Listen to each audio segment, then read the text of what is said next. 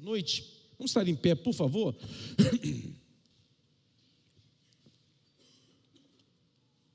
Mateus capítulo 24, do versículo 1 ao versículo 14. 14 ou 14? Qual que é o certo? 14 ou 14?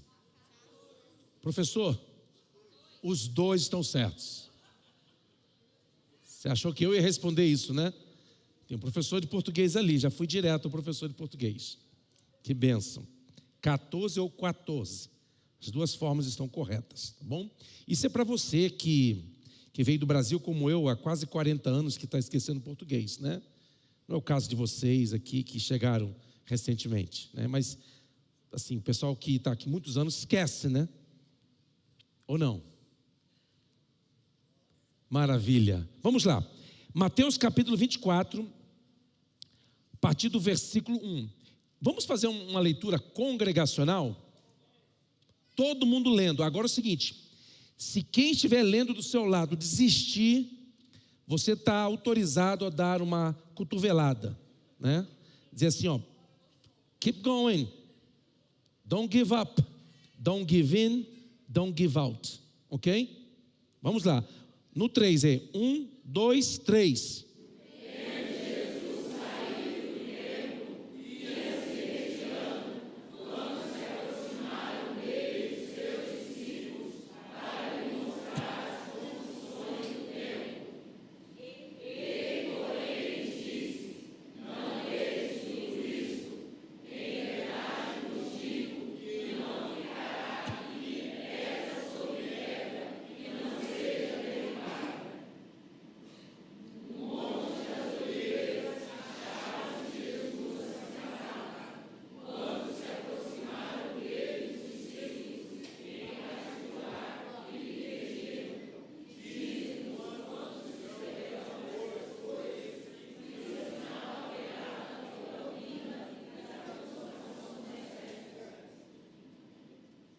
Ele lhes respondeu: vede que ninguém vos engane.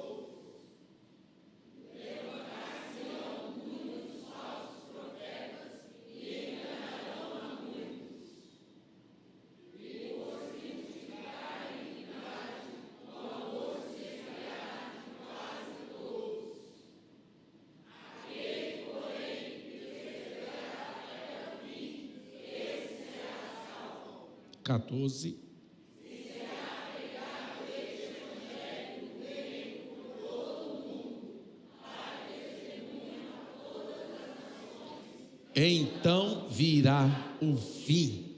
Você não desistiu, você foi até o fim, parabéns. Deus abençoe você, pode tomar o teu assento, por favor.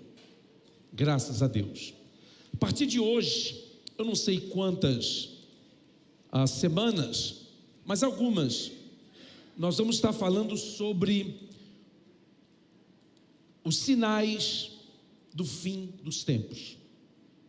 Então vou estar falando sobre diversos assuntos e também sobre acontecimentos da atualidade, coisas que estão acontecendo diante dos nossos olhos. E muitas destas destes acontecimentos são em cumprimento à palavra, à profecia bíblica. Então hoje eu quero falar sobre o arrebatamento da igreja. O arrebatamento da igreja. Nós cremos, pelas profecias bíblicas, de que o arrebatamento da igreja será o evento que irá disparar a contagem regressiva para a consumação do propósito divino para a humanidade. Quando o arrebatamento da igreja acontecer, biblicamente falando, nós teremos 7 anos de grande tribulação, e no final da grande tribulação, Jesus Cristo voltará em glória com os santos, estabelecendo o milênio, um reinado de 1000 anos. E depois de 1000 anos, no final do milênio,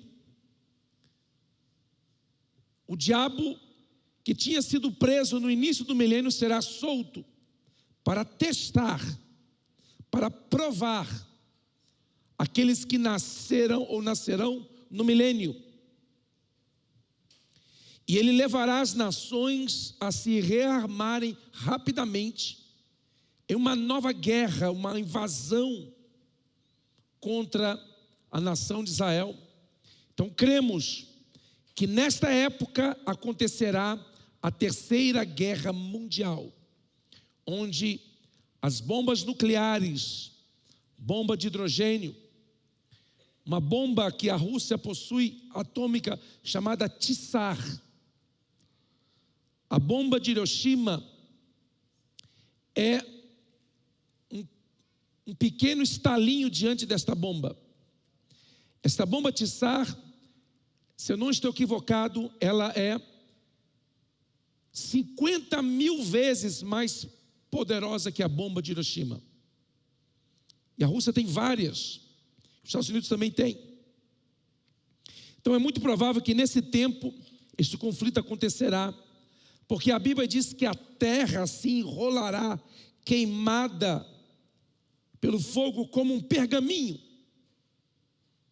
Nós entendemos que, profeticamente falando, este evento se dará no final do milênio.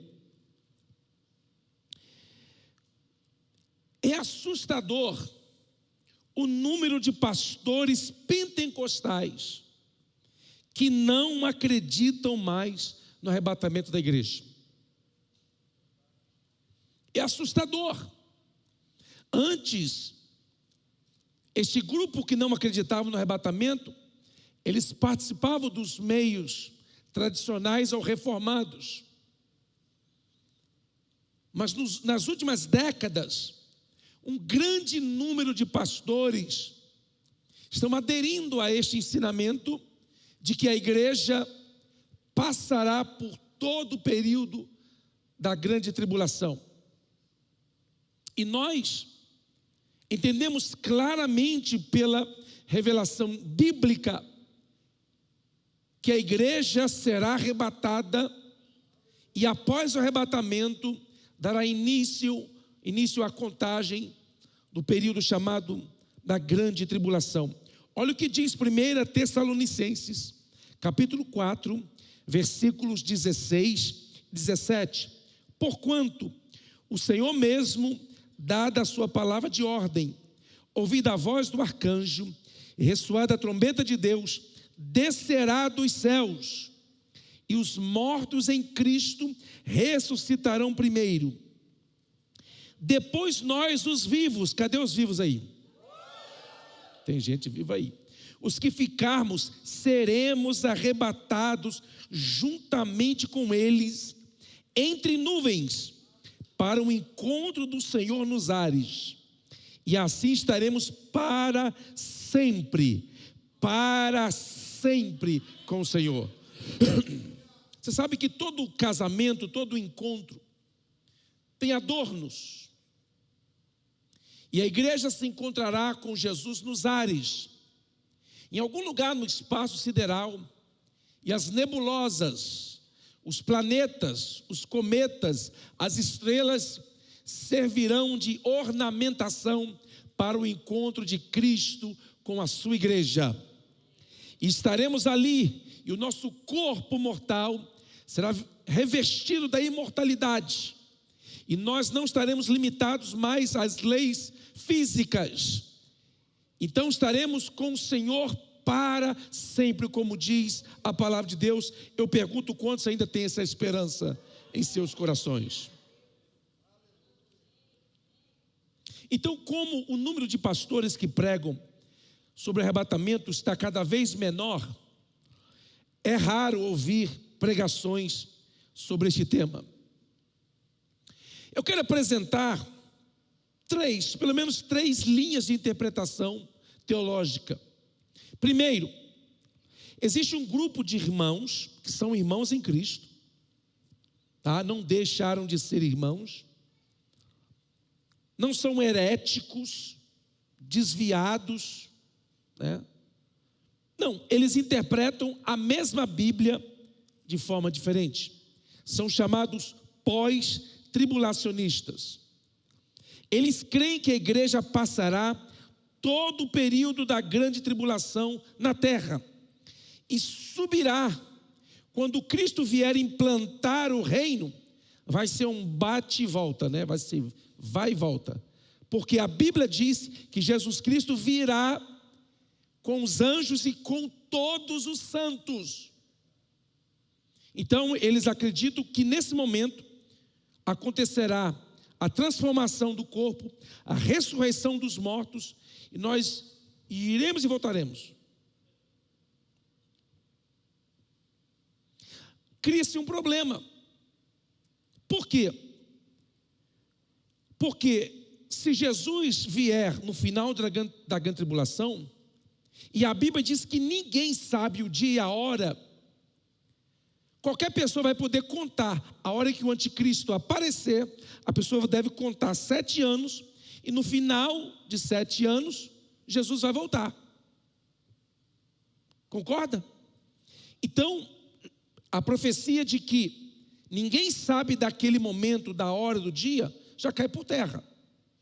Então, essa interpretação pós-tribulacionista, não cremos. Respeitamos, quem sabe até irmãos aqui que congregam conosco, porque nossa igreja é uma igreja diversificada. E respeitamos a forma diferente de alguém pensar, mas este é o ensinamento bíblico. Existe um segundo grupo chamado medo ou meso-tribulacionista. Eles acreditam que Jesus voltará na metade da grande tribulação. Porque a Bíblia diz que a grande tribulação será dividida em 2 períodos. Os primeiros 3 anos e meio, período de aparente paz. E depois acontecerá coisas terríveis. Então eles dizem que nesse primeiro período, a igreja passará aí na metade da grande tribulação, a igreja será arrebatada. Cai no mesmo problema. Se isso fosse verdade, é só contar a partir do momento do aparecimento do anticristo, contar 3 anos e meio, você já sabe da volta de Cristo. Certo? Agora, vamos para a linha de interpretação que nós seguimos. Eu acredito ser ainda a maioria dos pentecostais. Nós somos pré-tribulacionistas. Nós cremos que o arrebatamento da igreja será e acontecerá num dia e numa hora em que ninguém vai estar sabendo, porque a Bíblia diz que ninguém sabe, a não ser o Pai. Portanto, nós ensinamos e cremos. E aí eu vou dar agora a vocês 7 razões por que a igreja não passará pela grande tribulação. 7 razões por que a igreja não passará pela grande tribulação. Primeira, Apocalipse 1,19 diz: escreve, pois, as coisas que viste. Diga 1. as que são, 2, e as que hão de acontecer depois dessa, diga 3. Então aqui está a divisão do livro do Apocalipse: as coisas que viste, as que são e as que hão de acontecer. Quais são as coisas que viste? O Cristo glorificado do capítulo 1 e 2 de Apocalipse. O Cristo glorificado que João viu quando foi arrebatado estando na ilha de Patmos. Ele viu as coisas que viste. Ele descreveu a aparência, a glória do Cristo glorificado. Já não era o Cristo que fora açoitado, humilhado, cuspido, crucificado. A Bíblia diz que os seus olhos eram como chamas de fogo. Da sua boca saía uma aguda e afiada espada de 2 gumes. Os seus pés como latão reluzente. Ele estava vestido de vestes talares, não estava de mini saia. Mas a Bíblia diz que no seu manto e na sua coxa está escrito Rei dos Reis e Senhor dos Senhores. Quantos glorificam a esse Cristo nessa noite? As coisas que viste foram estas. Aí depois ele começa a narrar as coisas que são. As coisas que são é o período da igreja. E ele escreve 7 cartas às 7 igrejas da Ásia. E nós já estudamos aqui algum tempo atrás as 7 cartas às 7 igrejas da Ásia. Quem sabe num futuro próximo nós possamos rever este assunto. Mas as cartas às 7 igrejas referem ao tempo presente da igreja, porque eu interpreto de que as 7 igrejas, elas referem-se ao período total da igreja na terra. Assim interpreto, já preguei isso aqui. As coisas que são. Aí depois ele começa as coisas que hão de acontecer depois destas. Estas quais? O tempo da igreja. Então, capítulo 1 e 2, ele narra as coisas que viste. Capítulo 3, ele narra as coisas que são. E a partir do capítulo 4, ele passa a narrar o período da grande tribulação, também narrando a igreja na glória com Cristo. A igreja glorificada, nós cantando o cântico do Cordeiro, porque a Bíblia diz que nós vamos cantar pelo menos 2 cânticos lá no céu. Nós vamos cantar o cântico do Cordeiro, provavelmente vai falar sobre o sangue. E quando nós cantarmos o cântico do Cordeiro, os anjos vão ficar olhando assim, ó. Por quê? Anjo não sabe o que é sangue. Eles entendem, mas eles nunca tiveram sangue. Nós sabemos o que é sangue. E nós somos salvos pelo sangue do Cordeiro. Então, quando nós cantarmos o cântico do Cordeiro, os anjos vão ficar enfileirados, postados em frente, e a igreja cantando o cântico do Cordeiro. Que festa não será? Que dia glorioso não será? A Bíblia diz também que nós vamos cantar o cântico de Moisés, que é o cântico da libertação, do livramento, da mão forte de Deus, que nos arrancou de um charco de lodo, do meio das trevas, nos arrancou do reino das trevas e nos plantou no seu reino, reino de luz. Quantos dos que aqui estão já foram plantados do reino de Deus? Então, capítulos 1, 2, 3, são as coisas que vistes e as coisas que são. Do capítulo 4 de Apocalipse até quase o final, capítulo 19, João começa a descrever o período da grande tribulação. E olha só que interessante, a igreja não é mencionada nenhuma vez. Quando João está descrevendo o período da grande tribulação, ele não menciona a igreja aqui na terra nenhuma vez sequer.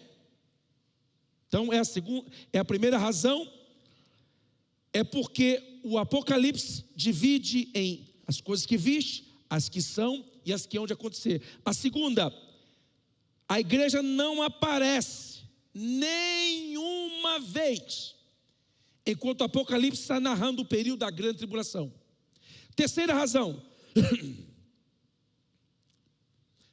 não sei se vocês sabem, eu vou falar assim, presumindo que você tenha pelo menos noção, sobre as 70 semanas de Daniel. Quem aqui nunca ouviu falar sobre as 70 semanas de Daniel? Seja sincero, nunca ouvi falar sobre as 70 semanas de Daniel. Então vou dar um rápido resumo. No livro de Daniel, ele recebe uma revelação de que os reinos da terra, o período da humanidade, ficou dividido em 70 semanas. Não semanas de dias de 24 horas, mas períodos. Então, algumas dessas semanas duraram um tempo enorme. E na profecia de Daniel, quando ele chega na semana de número 69, ele vê numa visão um intervalo que acontece. Por quê? Porque a 70ª semana refere-se ao período da grande tribulação. Deus estará tratando com Israel no período da grande tribulação.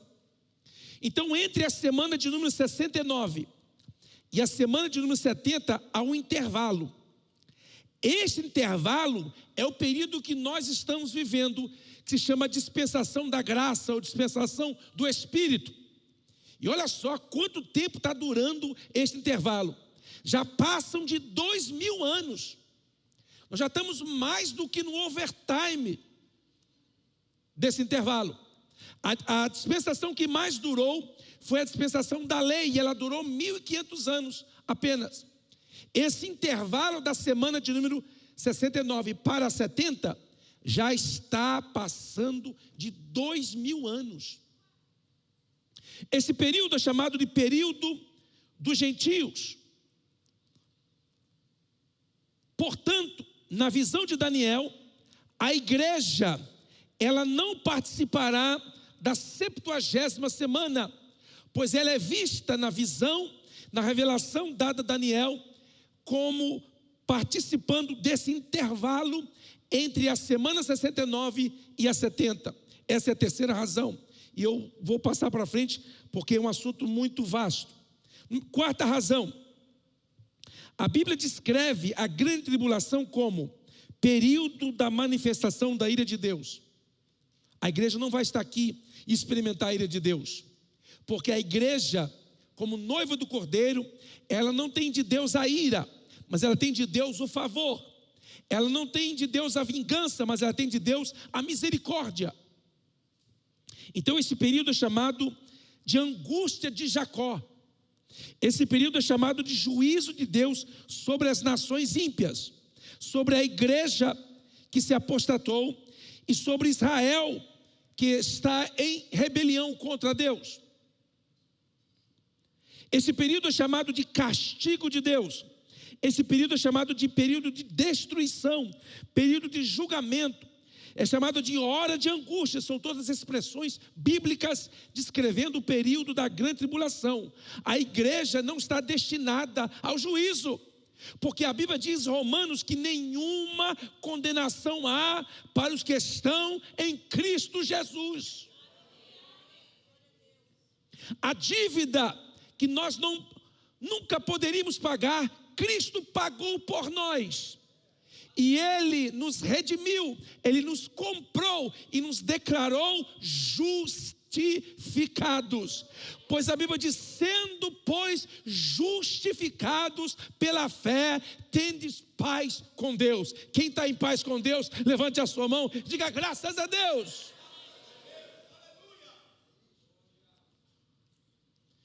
Quinta razão, a Bíblia diz que Cristo voltará no final da grande tribulação para reinar com todos os santos. E você pode usar aqui não a revelação, mas a lógica. Se ele vai voltar com os santos, significa o quê? Que os santos foram. Você não precisa nem usar a revelação, só a mesma lógica. Se ele vai voltar com Cristo para reinar aqui na terra durante 1000 anos com todos os santos, então nós seremos arrebatados antes, no final da dispensação da graça, dando início ao período da grande tribulação. Amém? Sexta razão, Apocalipse 3:10 diz: porque guardaste a palavra da minha perseverança, também eu te guardarei da hora da provação, que há de vir sobre o mundo inteiro, para experimentar os que habitam sobre a terra. Ele não vai guardar na hora, ele vai guardar da hora da tentação. Então nós não seremos livres na grande tribulação, nós seremos livres da grande tribulação, porque a Bíblia diz claramente. Sétima razão, porque Jesus mandou que seus discípulos o aguardassem, levando em conta o elemento surpresa. Ele virá como um ladrão. Ele está usando essa linguagem para enfatizar o elemento surpresa. Por quê? Porque um ladrão não avisa o dia que vai roubar uma casa. Então, Jesus está enfatizando aqui o elemento surpresa. Num dia em que a pessoa, que as pessoas não estiverem esperando, será o dia que ele virá. E um ladrão, quando vai roubar algo numa casa, ele só leva o que há de valor. É por isso que quando o arrebatamento acontecer, aqui na terra só ficarão aqueles que viraram as costas para Deus. Só ficarão na terra aqueles que rejeitaram a mensagem da pregação, aqueles que não quiseram dar ouvidos à mensagem do Evangelho, fechando seus corações. E eles enfrentarão o juízo de Deus, como nunca houve. A terra sofrerá tanto em 7 anos, como nunca sofreu em toda a sua história. Imagine como não será a intensidade. Meus irmãos, o diabo não está na terra hoje. Biblicamente falando, ele não está pisando aqui na terra. A Bíblia diz que ele está confinado nas regiões celestiais. Ele está limitado às regiões celestiais. Os espíritos que trabalham na terra são os demônios. Mas o diabo mesmo, com seus anjos, não podem pisar aqui. Por quê? Por causa da igreja, do Espírito Santo que habita na igreja e resiste à sua presença. Mas quando a igreja for arrebatada, o diabo vai pisar aqui, andar nas ruas dessa cidade. Se ele distante, ele faz o arraso, imagine estando aqui presente. O mal será tão intenso, a maldade será tão intensa no período da grande tribulação, que as pessoas vão quase que tocar no ar, vão sentir no ar a ausência de Deus, a ausência da presença de Deus, como na dispensação da graça, porque o diabo estará aqui na terra, solto, para fazer aquilo que lhe apraz. Então aí estão as 7 razões, existem muitas outras, porque a igreja não passará pela grande tribulação. Agora vamos lá, os 7 sinais do fim dos tempos. Primeiro, Jesus disse: olhai para a figueira. A figueira na Bíblia representa Israel. E é importante você frequentar um culto de ensino para você aprender até a profetizar. Porque eu já vi profecia na igreja dizendo: eu vou me abalar a figueira, eu vou sacudir a figueira. E a pessoa que está falando isso não sabe que a figueira não representa a igreja. Figueira sempre representa Israel. Então você vê alguém profetizando, você pode ver uma pessoa que não vai a culto de ensino ou nunca estudou a Bíblia.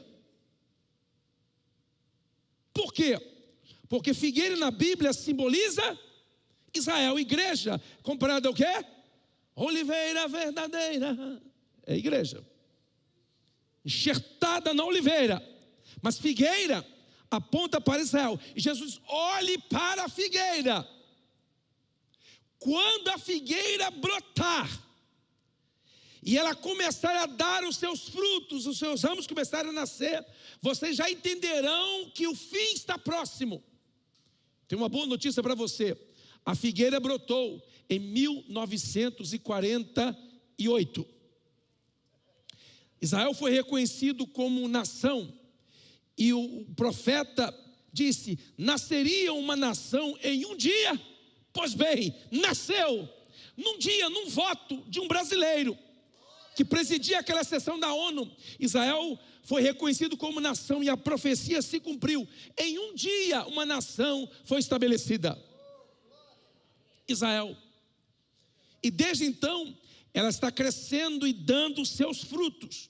E nós precisamos ficar atentos ao que está acontecendo em Israel. Por quê? Mesmo sabendo que esta dispensação é a dispensação do Espírito, é a dispensação da graça, mas Deus não rejeitou o seu povo. Não, Ele não rejeitou. Ele está tratando com as nações através da igreja, nesse momento. Mas Israel não foi abandonado, rejeitado por Deus. A 70ª semana deles está chegando, e Deus tratará com eles, e haverá no final uma conversão nacional em Israel. Pois a Bíblia diz que o Senhor descerá, e quando Ele pisar sobre o Monte das Oliveiras, o Messias prometido e esperado, os judeus vão chegar para Ele e vão perguntar: que feridas são essas nas suas mãos? Que feridas são estas nos seus pés? Que ferida é essa no seu lado? E ele vai responder: estas são as feridas com que fui ferido na casa dos meus irmãos. E a Bíblia diz que eles prantearão com grande pranto, por terem rejeitado. Mas na ignorância dos judeus, nós fomos enxertados, nós entramos, e é por isso que nós estamos aqui. Segundo, a Bíblia diz que a vinda de Jesus será como foi nos dias de Noé. Comiam, bebiam, casavam e davam-se em casamento. Tem alguma coisa errada em comer, beber e casar, dar-se em casamento? Não. Mas então por que a Bíblia diz isso? A Bíblia está falando sobre a indiferença espiritual das pessoas. Nos dias de Noé, as pessoas não buscavam nada além de satisfazer os seus desejos e suas vontades particulares. E Jesus disse que à vinda dele, as pessoas estariam de forma indiferente, ocupado com tantas coisas, estariam, como diz o brasileiro aqui nos Estados Unidos, e nós já estamos criando o nosso próprio idioma aqui, ficamos bizados. Quem é muito bizado aí? Bizado. Nos dias de Noé. Então, segundo sinal, será como nos dias de Noé. Fala de indiferença religiosa. Segundo, a Bíblia diz que nos dias de Noé haviam gigantes na terra. E a Bíblia diz que os dias do arrebatamento seriam como nos dias de Noé. Alguém diz: mas tem gigante hoje? Tem gigantes hoje na terra? Você sabia que as companhias de tecnologia são identificadas com o nome de gigantes, Giant Tech? São gigantes. É a Google, Microsoft, Facebook, Instagram, a Amazon e Apple e outras. São chamadas de gigantes da tecnologia. E a Bíblia diz que os dias do arrebatamento seriam como nos dias de Noé. Nos dias de Noé haviam gigantes, e nós temos gigantes hoje. Não da mesma forma, mas nós temos gigantes nos nossos dias. A Bíblia diz que nos dias de Noé havia perversão sexual. A Bíblia diz que os filhos de Deus viram que as filhas dos homens eram formosas e geraram filhos gigantes, que foram os guerreiros de fama do passado. Perversão sexual, como foi nos dias de Noé, está sendo diante dos nossos olhos, onde as pessoas estão sendo escravizadas por este mal que tem assolado esta geração. E a Bíblia diz que eles geraram gigantes, que a mitologia grega chama de Zeus, de Hércules, de Avatar, de Aquiles e outros nomes que são dados. São os gigantes de grande fama do passado que a Bíblia diz, segundo Gênesis 6, está descrevendo. Nos dias de Noé, haviam gigantes. Em último lugar, a Bíblia diz, nos dias de Noé, Em Gênesis 6, a Bíblia diz que a terra estava cheia de violência. A palavra hebraica para violência é a palavra Hamas. A Bíblia estava cheia de Hamas.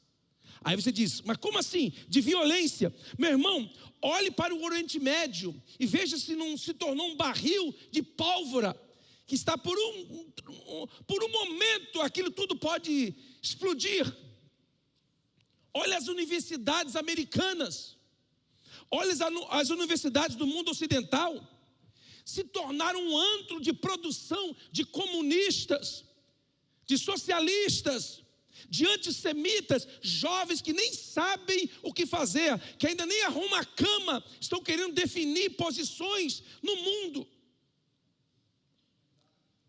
Eu me preocupo muito quando jovens ainda não preparados para a vida, ainda não instruídos para a vida, começam a querer resolver problemas sociais, problemas complexos.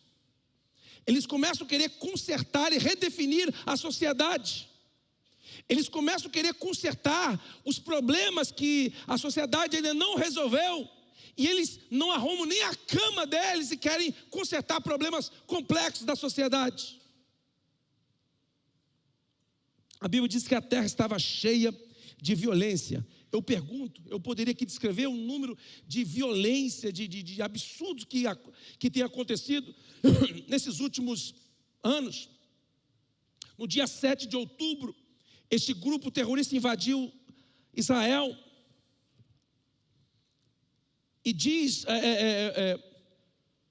um paramédico de que um casal que tem um filho gêmeos, um casal com filhos gêmeos estava em casa. E eles viram o grupo vindo e massacrando e matando toda a vizinhança. Eles pegaram seus 2 bebês, criança de colo. Ainda não tinha 1 ano as crianças. Pegaram as 2 crianças e guardaram num lugar secreto na casa. E ficaram do lado, na sala, esperando o grupo chegar.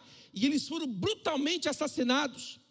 E 14 horas depois, o exército de Israel entrou naquela casa e para procurar, para saber se tinha alguém, encontraram as crianças chorando dentro de um quarto trancado.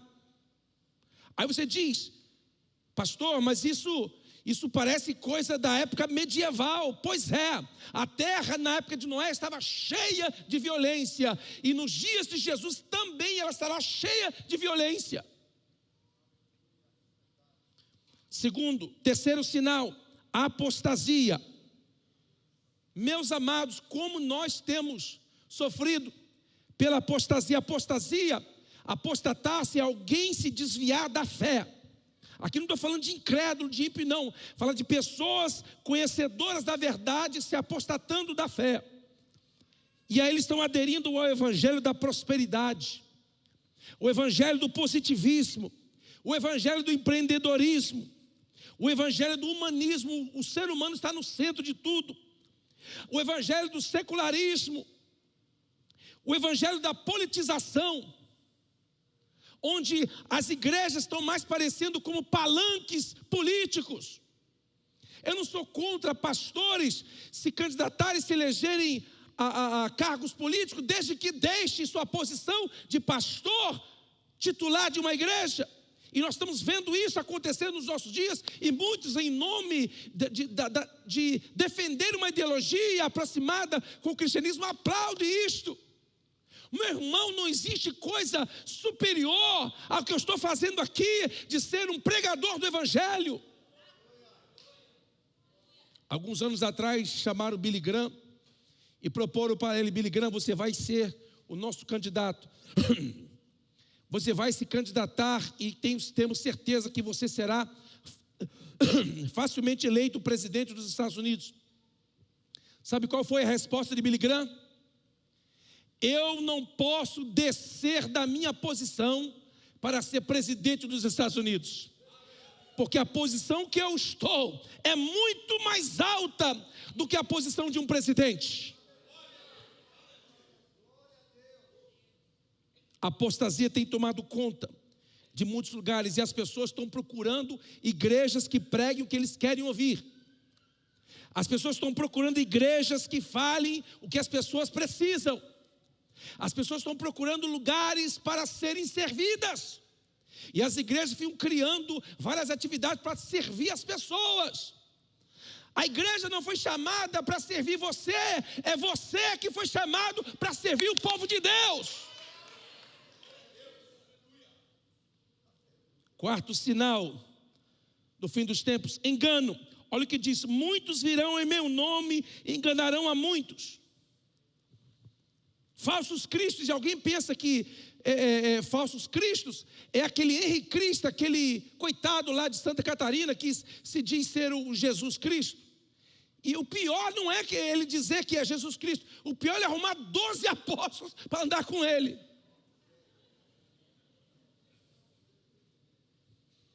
E como ele tem vários pelo mundo, alguém diz: mas esse é o sinal. Não, meu irmão, eu estou falando de pastores que começam falsas igrejas, religiões, falsos líderes religiosos, pessoas que não têm uma história, homens e mulheres que ainda não passaram pelo deserto da provação, homens e mulheres que não passaram pelos Getsêmanes da vida, homens e mulheres que não passaram pela via dolorosa e hoje já são famosos. São guias espirituais, líderes religiosos, e muitos deles estão aí nos meios de comunicação falando em nome da igreja, representando mal o reino de Deus. Engano. Antigamente um líder cristão, ele se sobressaía por alguma coisa que Deus fazia na vida dele ou através dele. O cara tinha que, para se tornar famoso, o cara tinha que ressuscitar um morto, pelo menos. Hoje os caras se tornam líderes religiosos famosos, de pijama, sentado no vaso, comentando e colocando palpites na internet. Engano. Engano. Quando esses líderes chegarem no céu, sabe o que vai acontecer? Imagina ele conversando com Paulo, com Pedro, com Tiago, com João, e eles vão dizer: nós somos torturados, nós somos crucificados, nós somos decapitados, apedrejados. Aí esses líderes vão dizer: não, esse pessoal falava mal da gente na rede social, o pessoal parou de me seguir, o pessoal me criticava nas redes sociais, o pessoal me bloqueava. Esse vai ser o sofrimento dessa geração vazia. E muitos dentro da igreja ficam procurando e usando a igreja para se autopromoverem. Engano. Número 5, sinais da natureza. Olha um estudo que foi feito, indicou que no século 20, século passado, você acredita que você já está no outro século? No século 20, aconteceram mais terremotos do que em toda a história da humanidade, só no século 20. A intensidade de terremotos hoje é tão grande que as pessoas nem notam mais. Se não é um terremoto avassalador, ninguém nem fala mais. Outro dia no Brasil, em Nova York, em New Jersey, terremotos acontecendo e as pessoas não estão nem aí, estão com medo e assistindo memes na internet. Sinais da natureza no sol, o aquecimento global, que as pessoas estão tentando resolver de forma artificial. Isso está profetizado. Fenômenos naturais. A Bíblia diz que a natureza geme, aguardando a sua redenção. Sexto sinal: multiplicação da iniquidade e frieza no amor. Multiplicação da iniquidade, a desconstrução da estrutura familiar, desrespeito aos pais e autoridade. As pessoas cometendo maldade com requinte de crueldade, maquinando mal. Que é isso? São sinais da vinda de Jesus. Muitos pais e mães não se importam com os filhos. Os pais e mães, eles pensam que tudo que seu filho quer é pão e batata. Então vou trabalhar e dar pão e batata para ele comer e ficar gordinho. E se esquece que criar filho é muito mais do que encher a barriga deles. É amar, é abraçar, é gastar tempo, é estar com eles, é confrontá-los, é chamar atenção quando estiverem errados. multiplicação da iniquidade e frieza no amor. As pessoas antigamente tinham dó de assistir crianças passando fome na televisão. Hoje as pessoas assistem esses programas comendo. As pessoas passam nas ruas, vem alguém mendigando, fala: vagabundo, vai arrumar um trabalho. Frieza no amor, isso é sinal do arrebatamento. Mas eu termino com uma ótima notícia para você. Pastor do céu, tem coisa boa aí? Tem. Diga assim: tem coisa boa.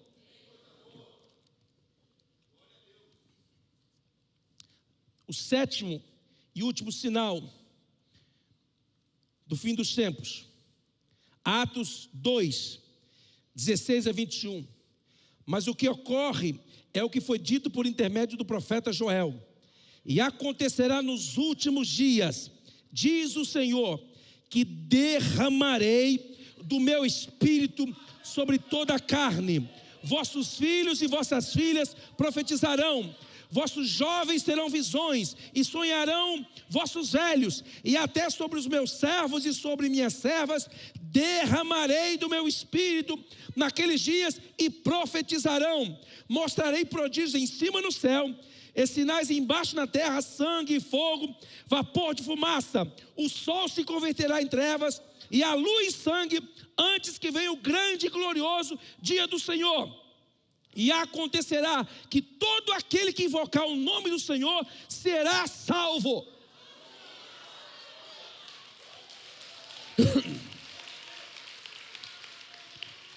No meio de todo este caos, eu tenho uma boa notícia para você. Ainda tem um povo que se chama pelo nome do Senhor. Ainda tem um povo que não se dobrou diante da estátua deste mundo. Ainda tem aqueles que andam contrário à maré. O mundo está caminhando numa direção, eles estão indo contrário à direção que o mundo está caminhando. E eu digo a vocês, a igreja do Senhor está experimentando um despertamento espiritual. Sabe uma notícia fresquinha que eu li esses dias agora? Sabe aonde a igreja está crescendo de forma proporcional mais assustadora? Sabe aonde? No Irã. Você fala: não é possível, pastor. Lá um crente é morto, um pastor é morto, executado pena de morte por você pregar o evangelho. E a igreja está crescendo? Está. Esses dias atrás o pastor André Mazadá e o pastor Rafael estiveram no Egito, num lugar lá que o governo determinou como se fosse um lugar lixão. Então pode fazer o que você quiser lá. Sabe o que os pastores fizeram? Abriram igreja lá. Tem uma igreja lá de 20 mil membros. Aí você diz: mas como? Meu irmão, o mundo ocidental, a Europa, os Estados Unidos se esfriou para o evangelho, secularizou a pregação do evangelho e se tornou um evangelho elitizado, um evangelho de status. Sabe o que Deus fez? Virou e foi atrás daqueles que o mundo tinha esquecido deles. A cidade de Alepo, na Síria, massacrada pelo grupo terrorista ISIS. Vários pastores com suas famílias inteiras foram mortos. Pastores foram decapitados dentro de casa. E eles matavam todos os homens da casa, cortavam a cabeça e colocavam as cabeças na calçada em frente à casa. E os corpos na rua, os caminhões passavam e coletavam os corpos. E as meninas e as mulheres eram todas estrupadas para que pudessem engravidar de uma nova geração de terroristas. Aí você fala: mas meu Deus, o que é isso? No meio dessa perdição, a igreja se fortaleceu ali na Síria. E é uma igreja que está experimentando o avivamento. E lá você tem que mandar o povo parar de dar glória a Deus. No mundo ocidental você tem que ficar: dá glória a Deus, levanta a mão, glorifica, se não glorifica, glorifica, fala a língua estranha. Lá não, você tem que gente, está muito, gente, controla aí que está muita unção, muito poder. Para de dar lugar ao Espírito assim, gente. Já pensou você controlar o crente assim? O que é isso? Alguém fala: mas pastor, não está acontecendo só coisa ruim. Meu irmão, se você estiver com olhos para ver o de mal que está acontecendo, você verá. Mas eu tenho uma boa notícia para você: a igreja do Senhor está sendo despertada nesses últimos dias.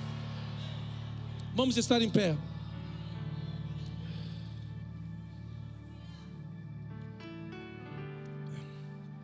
Dá para cantar aquele da igreja ser arrebatada?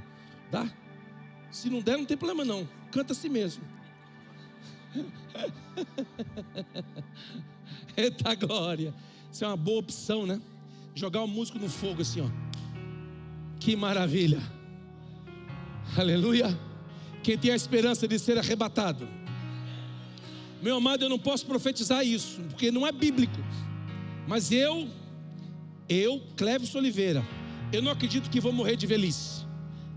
Primeiro que eu estou jovem pra caramba. Segundo, que o arrebatamento da igreja está aí, ó. Como diz o inglês, está around the corner. Está aí. Eu acredito que nós seremos arrebatados e transformados vivos. Se você tem essa esperança. Meu irmão, quem não tem essa esperança, uma mensagem como essa causa terror e pavor. Mas quem tem essa esperança se alegra. Se alegra. Se alegra. E aqui, não é como na Síria e no Irã que você não pode dar glória a Deus. Aqui você pode dar glória a Deus de graça. De graça. Ah, pastor, irmão fica gritando do meu lado. Muda de lugar. Ah, não gosto de sentar perto desse irmão que adora a Deus muito alto. Então senta no outro canto.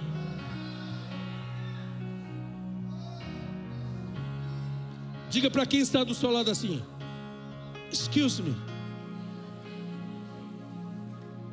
I need some room. Give me some room. Me dá um espacinho aqui, eu quero adorar a Deus aqui. Diga para quem está do outro lado: ei, não se escandalize comigo, hein? Porque eu vou adorar aqui um pouquinho. Não se assusta não, tá? Pode dizer para quem do seu lado: não se escandaliza não, que eu vou adorar o meu Deus aqui de com força. Vai ser de com força. Vamos cantar.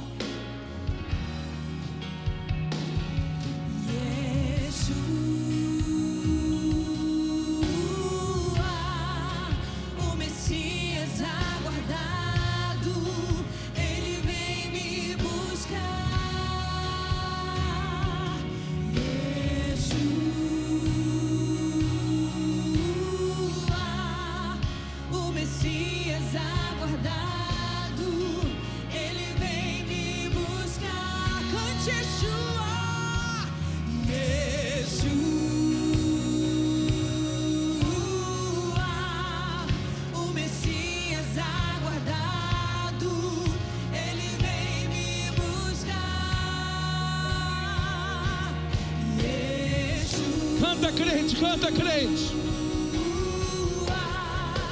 O Messias aguardado. Aleluia. Ele vem me buscar. Pode soltar o som aí, pode soltar. Em breve Jesus no céu vai aparecer e todo joelho se dobrará e toda língua confessará. Mas a igreja celebre. De olhos acontecerá. Diga assim, ó, mas a igreja será arrebatada. Num piscar de olhos acontecerá. Diga, mas a igreja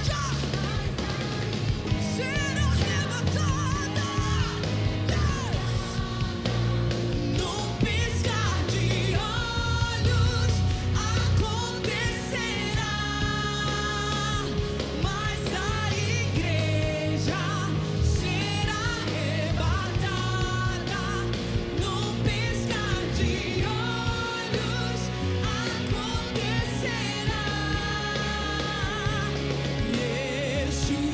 Levante as suas mãos.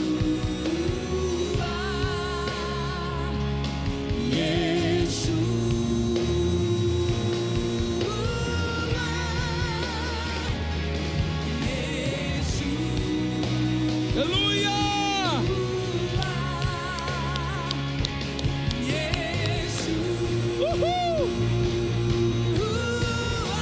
Canta, igreja. Mas aí quem tem a esperança viva, Adore, glorifique, exalte. Mas a igreja Mas será arrebatada num piscar de olhos. Acontecerá. Mas a igreja será arrebatada num piscar de olhos, piscar de olhos. Yeshua. Acontecerá. Eu creio.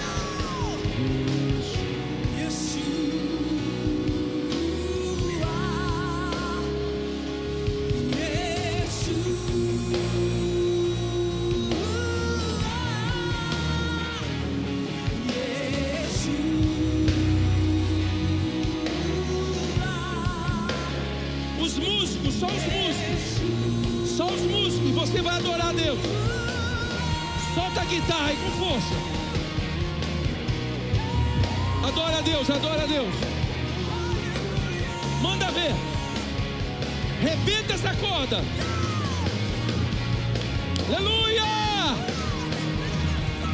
A igreja adorando, a igreja louvando, a igreja glorificando, a igreja adorando.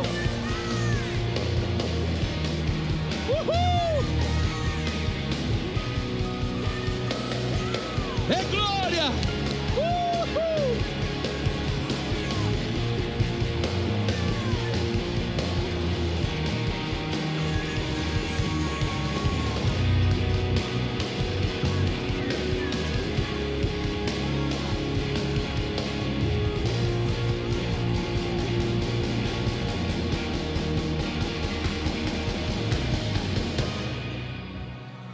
Breve virá, breve virá, breve Jesus voltará. Breve virá, breve virá, breve Jesus voltará. Aleluia, aleluia, aleluia, aleluia. Glória a Deus, glória a Deus, glória a Deus. Aleluia, glória a Deus, glória a Deus, glória a Deus, glória a Deus. Quem está alegre nesse dia, nesta noite? Essas notícias trágicas que eu trouxe para você é só para te mostrar que a nossa redenção está próxima. Aguenta um pouco mais, crente, aguenta mais. Desvia não, não abandona não, não volta atrás não. Está chegando, a sua redenção está aí. Está aí, está aí. Um poucochinho de tempo, diz a Bíblia. Mais um poucochinho de tempo. Aleluia, aleluia. E você verá que valeu a pena. Você verá que valeu a pena. Hey, hey.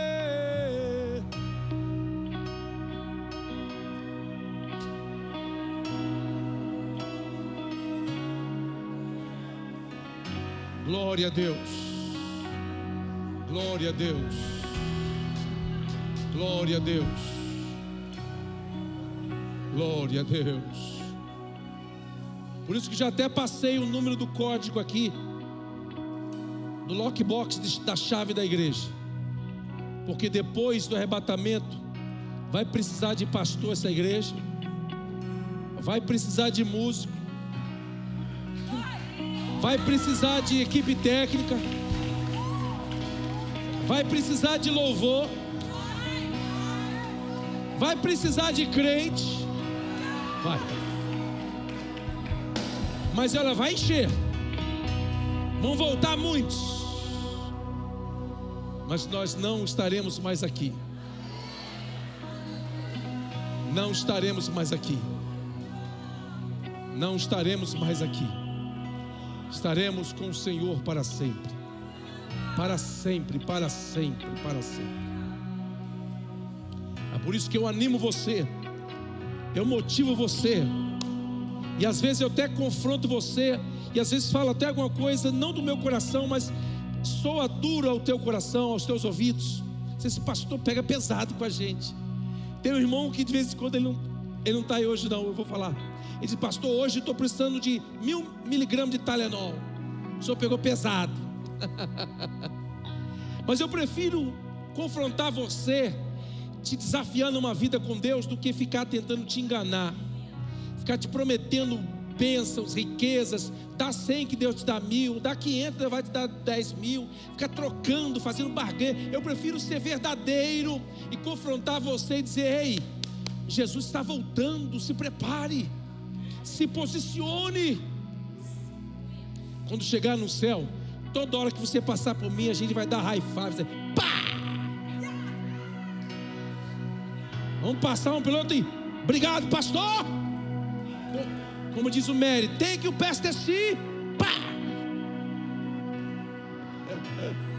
Thank you, Pastor C. Pá!